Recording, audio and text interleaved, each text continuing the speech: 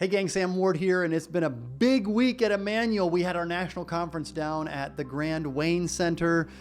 We were a part of it. Sam Delagrange, you'd be so impressed of what he and Reliance IO pulled off.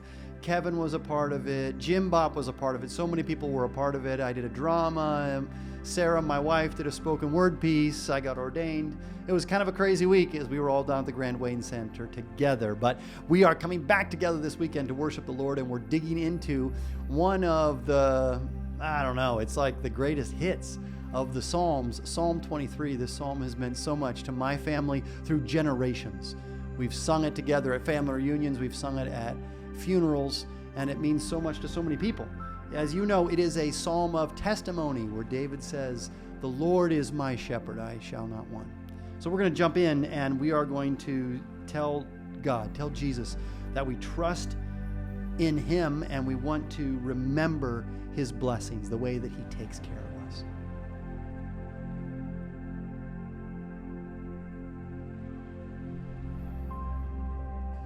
And next, we want to say thank you. Thank you for the presence of Jesus and the protection that He gives us from all of our enemies.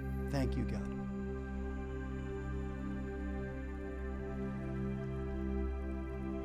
And lastly, we want to praise God for His goodness and for eternal life that He promises and gives us starting now.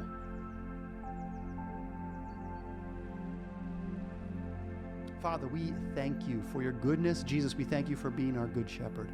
We thank you that you are always with us and that you protect us, that you love us, and you've promised to be with us now and into eternity. We thank you so much for your goodness in our lives. We love you. We pray this in Jesus' name. Amen. Amen. What a beautiful psalm. It's going to be great to study it this weekend.